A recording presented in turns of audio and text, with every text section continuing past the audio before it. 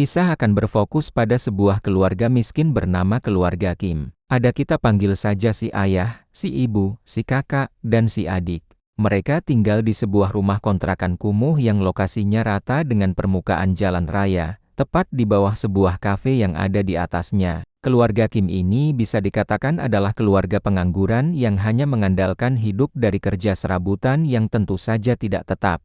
Bahkan untuk internetan sekalipun, si kakak dan si adik harus numpang wifi cafe yang kebetulan sudah diganti passwordnya. Dan inilah salah satu penghasilan mereka untuk bertahan hidup, yaitu melipat bungkus pizza. Tepat saat ada kegiatan fogging yang membuat mereka semua harus dipukul asap akibat dari lokasi kontrakan yang rata dengan jalan raya. Besoknya mereka pun dikomplain terkait lipatan bungkus pizza yang salah, sehingga upahnya harus dipotong 10%. Namun, berkat kelihayan komunikasi si kakak dan si adik yang terkolaborasi dengan sempurna, mereka akhirnya bisa menerima upah full sesuai yang diharapkan. Malamnya saat mereka sedang makan malam bersama, muncullah seorang pemuda rapi yang merupakan sahabat dekat si kakak waktu SMA, di mana ia datang untuk memberikan titipan dari kakeknya, yaitu sebuah batu yang dipercaya bisa mendatangkan rezeki, sekaligus mengunjungi si kakak yang sudah lama tak berjumpa. Di depan warung, ketika sedang minum bersama, si teman pun menceritakan kehidupannya saat ini yang sedang berencana kuliah di luar negeri, di mana ia juga memiliki pekerjaan sampingan sebagai guru les bahasa Inggris untuk orang kaya. Mendengar si kakak masih pengangguran dan kondisi ekonomi keluarganya sedang sulit, si teman pun dengan baik hati menawarinya sebagai guru les pengganti, menggantikannya dirinya yang akan kuliah di luar negeri. Hal itu bukan tanpa alasan karena ternyata si kakak sebenarnya adalah pemuda cerdas yang sempat mendapat nilai pelajaran bahasa Inggris terbaik waktu SMA, sehingga si teman yakin jika si kakak adalah orang yang tepat untuk menggantikan profesinya tersebut. Sesuai saran dari si teman yang menjelaskan tentang orang-orang kaya yang tidak terlalu mementingkan dokumen seperti ijazah dan lain-lain. Si kakak pun meminta bantuan adiknya yang suka main warnet untuk membuat ijazah dan dokumen palsu demi untuk sekadar formalitas agar tampak lebih meyakinkan. Mendengar putranya akan diwawancara kerja, ayah dan ibu pun sangat senang dan bangga mendengarnya. Setibanya si kakak di rumah orang kaya yang dimaksud, ia pun langsung disambut oleh Art bernama kita panggil saja si Bibi, yang mempersilahkannya untuk masuk dan menunggu nyonya datang menemuinya. Inilah sang nyonya pemilik rumah mewah ini. Sesuai apa yang dikatakan si teman, nyonya pun tidak terlalu peduli dengan ijazah yang si kakak bawa, tetapi lebih kepada kemampuannya dalam mengajar bahasa Inggris untuk putrinya yang masih duduk di bangku SMA. Karena ini adalah hari pertamanya si kakak, nyonya pun ingin ikut melihat bagaimana caranya mengajar. Di mana si kakak benar-benar memanfaatkan momen itu dengan baik, ketika ia tiba-tiba mengambil tangan Yuli, alias putrinya si nyonya, untuk merasakan detak jantungnya sambil memberikan kata-kata motivasi yang ia dapatkan dari Google bahwa untuk menyelesaikan soal ujian diperlukan ketenangan yang hakiki, bukan dengan jantung yang berdebar-debar. Karena les dibayar per sekali pertemuan, si kakak pun langsung mendapatkan upah pertamanya yang cukup lumayan. Di mana di situ kita juga akan diperkenalkan dengan anak bungsunya si nyonya bernama Dasung yang diketahui sangat aktif dan suka menggambar, sekaligus sangat susah diatur. Dan lagi, si kakak benar-benar memanfaatkan semua momen yang ada dengan sangat baik ketika ia terpikir untuk memberikan adiknya sebuah pekerjaan, di mana si kakak mengaku kenal dengan seseorang yang sangat ahli di bidang seni sekaligus psikologi anak, dan merekomendasikan kepada si nyonya untuk membayar orang itu agar anaknya lebih mudah diatur. Dan ya, orang itu tentu saja adalah si adik, yang jangankan menguasai seni dan psikologi, kuliah saja tidak pernah. Namun, dengan kelihayan berbicara serta informasi dari internet, si adik bisa dengan mudah membuat si nyonya percaya, bahkan berakting layaknya seseorang yang sangat profesional. Dan sungguh, baru setengah jam mengajar, si adik sudah berhasil membuat si bocil Dasung patuh dan bersikap sangat sopan. Di hadapan si nyonya, si adik mengaku menggunakan treatment khusus yang ia pelajari selama kuliah di Oxford University. Padahal yang ia lakukan tidak lebih dari hanya menggunakan cara biasa, yaitu bersikap seperti anak-anak. Fahami apa yang anak kecil mau, bermain dengan mereka, berperan menjadi seorang kakak, termasuk menyuruh si bocil Dasung untuk berakting memberi salam yang sopan seperti yang si nyonya lihat barusan. Beralih ke si kakak yang sedang memberi les kepada Yuli. Di situ Yuli tanpa cemburu melihat si kakak sempat datang bersama dengan seorang gadis yang sebenarnya adalah adiknya sendiri. Sehingga di situ si kakak mulai sadar bahwa Yuli sudah naksir kepadanya. Sehingga itu menjadi senjata yang cukup kuat untuk ia bisa menjadi guru les tetap di keluarga kaya raya ini. Tak lama, muncullah suami si Nyonya yang baru pulang kerja. Kita panggil saja si Tuan. Melihat si adik harus pulang sendirian malam-malam, si Tuan pun menyuruh sopir pribadinya untuk mengantar si adik pulang. Yang dalam perjalanan, si sopir dengan baik hati menawarkan si adik pulang langsung ke rumahnya. Namun, hal itu jelas tidak mungkin karena mereka tahunya si adik adalah orang sukses yang baru pulang kuliah dari luar negeri. Sehingga si adik pun meminta si sopir untuk cukup antarkan saja ia ke stasiun kereta. Persis seperti kakaknya, si adik juga tak ingin menyia-nyiakan sebuah momen ketika ia diam-diam melepaskan celana dalamnya untuk diletakkan di bawah jok belakang, dengan harapan si Tuan akan menemukannya dan membuat si sopir dipecat dari pekerjaannya. Demi agar ayahnya bisa menggantikan posisi si sopir pribadi tersebut. Dan benar saja, keesokannya saat pulang kerja, si Tuan benar-benar terkejut saat menemukan celana dalam wanita terselip di bawah joknya. Beliau tidak langsung menegur sopirnya, melainkan membawanya ke rumah untuk diunjukkan kepada istrinya. Sama seperti si Tuan, Nyonya pun benar-benar tidak percaya dengan apa yang dilihatnya. Mereka berdua pun jadi berpikiran aneh-aneh tentang sopir pribadi mereka yang menggunakan mobil mewahnya untuk dijadikan tempat berhubungan. Anda semua pasti sudah pahamlah. Karena mereka adalah orang terhormat yang sangat menjaga nama baik. Tuan dan Nyonya pun berencana untuk memecat si sopir dengan alasan lain yang tidak ada hubungannya dengan masalah ini. Tanpa mereka berdua sadari, si adik diam-diam menguping pembicaraan itu. Sebelum ia pulang, si adik pun dengan halus memancing Nyonya agar membicarakan tentang alasan dipecatnya si sopir. Sehingga disitulah si adik langsung mengambil kesempatan dengan merekomendasikan seorang sopir profesional yang sudah 30 tahun bekerja, yang tidak lain adalah ayahnya sendiri. Di mana si ayah yang kebetulan pernah menjadi sopir transportasi umum semacam angkot pun langsung dibawa si kakak ke sebuah showroom mobil mewah untuk diberitahu tentang apa saja hal yang perlu si ayah ketahui. Sehingga ketika waktunya tiba, si ayah tidak akan terlalu canggung dalam pengeksekusiannya. Hasilnya, si Tuan cukup puas dengan sopir rekomendasi dari si adik. Persis seperti kedua anaknya, si ayah benar-benar pintar akting dan membuat si Tuan merasa nyaman disetirin olehnya, sehingga fix ia pun langsung diterima bekerja sebagai sopir pribadi di keluarganya si Tuan. Tak berhenti sampai situ saja, setelah berhasil menyingkirkan sopir pribadi keluarga kaya ini, mereka pun berencana untuk menyingkirkan si Bibi untuk digantikan dengan ibu mereka. Namun, masalahnya si Bibi sudah sangat lama sekali bekerja di rumah ini. Bahkan sebelum keluarga si Tuan tinggal di rumah tersebut. Karena dulunya si Bibi adalah seorang arsitek yang juga merancang rumah itu. Namun sekali lagi, tidak ada yang mustahil di dunia ini. Berkat kedekatannya dengan Yuli, si kakak berhasil mengorek informasi tentang si Bibi yang alergi terhadap buah persik. Itulah alasan kenapa di rumah ini tidak pernah ada buah persik yang sebenarnya Yuli sangat suka buah itu. Sehingga dengan sebuah rencana yang sangat matang, mereka pun mengerik serbuk yang terdapat pada kulit buah persik untuk ditaburkan ke kepala si Bibi, sehingga inilah yang terjadi. Ketika si Bibi sedang mengantre ke dokter akibat alerginya, si ayah pun berpura-pura selfie tepat saat ada si Bibi di belakangnya. Lantas ia pun menunjukkan foto tersebut kepada si Nyonya dan mengatakan bahwa si ayah tak sengaja mendengar percakapan tentang si Bibi yang menderita TBC, alias penyakit pernapasan yang menular, dan menakut-nakuti si Nyonya terkait si bocil dasung yang lebih mudah tertular oleh penyakit tersebut.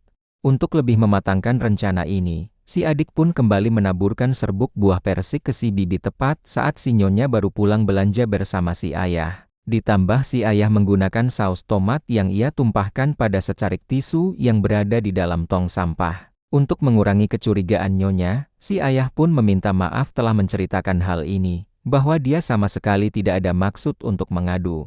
Namun, si Nyonya yang sudah termakan umpan pun memaklumi hal itu dan bahkan sekarang ia sedang mencari alasan yang tepat untuk memecat si Bibi dari rumah ini. Keesokannya ketika baru pulang dari kantor, si Tuan pun curhat kepada si ayah tentang istrinya yang baru saja memecat si Bibi. di mana si ayah langsung melancarkan tahap terakhirnya, yaitu memberikan sebuah kartu nama perusahaan palsu yang menyediakan jasa pelayanan seperti sopir, ART, dan lain-lain untuk mencari pengganti si bibi di rumahnya. Alhasil, seluruh anggota keluarga Kim pun akhirnya bekerja di satu rumah yang sama tanpa majikan mereka menyadarinya, di mana si bocil tak sengaja mencium aroma yang aneh dari si ayah yang ternyata sama dengan aroma yang menyeruak dari tubuh si bibi. Beruntung hal itu disadari oleh anak kecil sehingga tuan dan nyonya tidak terlalu curiga. Namun, si ayah dan keluarga tampaknya harus lebih memperhatikan sabun dan parfum yang mereka pakai agar berbeda satu dengan yang lainnya. 1 minggu berlalu,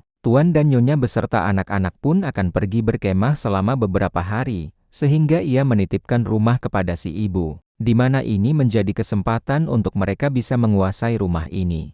Meski hanya sebentar saja, di rumah sendiri, keluarga Kim pun menikmati semua fasilitas rumah majikan mereka tanpa izin. Bahkan mabuk-mabukan dengan meminum alkohol koleksi milik tuan. Di mana saat si ibu sudah mabuk berat, ia tak sengaja mengatai suaminya seperti kecoa yang tak berguna. Niatnya mungkin bercanda, tetapi si ayah rupanya sangat sensitif ketika ada orang yang seolah menginjak-injak harga dirinya, sehingga ia pun secara spontan langsung mengerahkan baju si bibi dan ya, terdengar suara bel pintu depan yang setelah dicek ternyata itu adalah si bibi, mantan pembantu rumah ini, di mana ia memohon agar diizinkan masuk sebentar saja untuk mengambil beberapa barang yang tertinggal. Karena ingin si bibi cepat pergi, si ibu pun membiarkannya masuk sendirian ke ruang basement.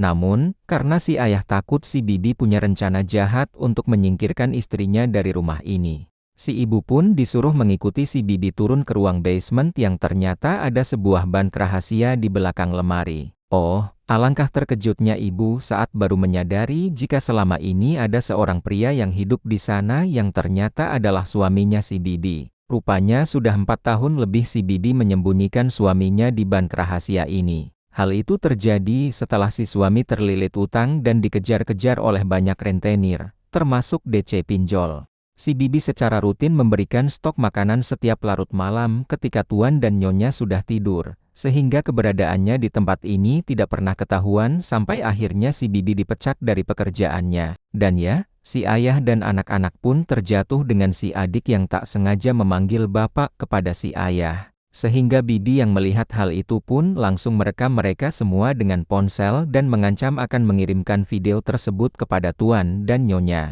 Alhasil, keluarga Kim pun tak bisa berbuat apa-apa ketika bibi dan suaminya naik ke atas dan menunggu kepulangan tuan dan nyonya sambil mengancam akan mengirimkan video tersebut. Di mana saat mereka berdua sedang lengah, keluarga Kim pun langsung bergerak dengan cepat. Tepat saat keluarga Kim sudah berhasil mendapatkan ponselnya, muncullah panggilan telepon dari si nyonya yang sedang dalam perjalanan pulang setelah acara berkemah mereka dibatalkan.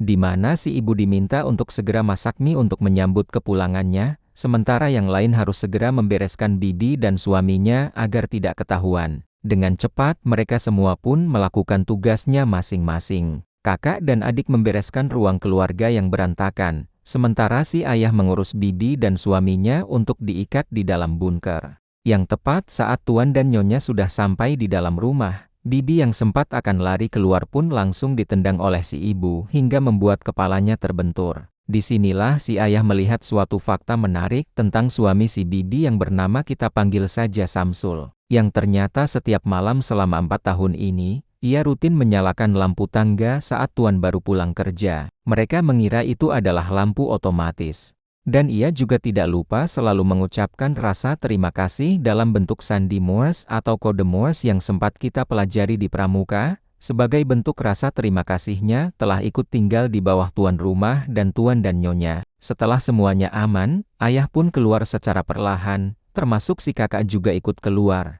tepat saat Yuli pergi ke dapur untuk makan. Namun, karena si bocil Dasung ingin main kemah-kemahan di halaman belakang rumah, ayah dan kakak pun terpaksa ikutan sembunyi di bawah meja bersama dengan si adik yang lebih dulu ada di sana. Karena si bocil Dasung ingin tidur di dalam tenda, tuan dan nyonya pun terpaksa tidur di atas sofa sambil mengawasi Dasung dari dalam rumah. Sehingga ayah, kakak, dan adik pun tak bisa pergi kemana-mana kecuali diam di sana sampai tuan dan nyonya pergi dari ruang keluarga. Selama 1 jam mereka berjalan kaki menuju ke rumah kontrakan. Yang setibanya di sana, sungguh terkejutnya mereka bertiga saat air sudah menenggelamkan tempat tinggal mereka selama ini akibat hujan deras yang sedang melanda. Saat sedang menyelamatkan barang-barang itulah si kakak menemukan batu keberuntungannya mengambang di air. Entah batu apa itu, si kakak pun memutuskan untuk membawanya. Mereka bertiga pun terpaksa harus tidur di pengungsian. Di situ mereka terus berpikir tentang bagaimana caranya membungkam mulut si bibi dan suaminya yang sudah terlanjur tahu tentang penipuan yang mereka lakukan terhadap keluarga tuan dan nyonya. Yang setelah beberapa menit melamun, si ayah pun memilih untuk pasrah mengikuti alur ceritanya saja. Melihat nyonya sempat menutup hidung berkali-kali karena bau badan si ayah. Hal itu tentu saja membuat si ayah semakin merasa tersinggung dan tidak lagi respek seperti awal pertama kerja bersama mereka.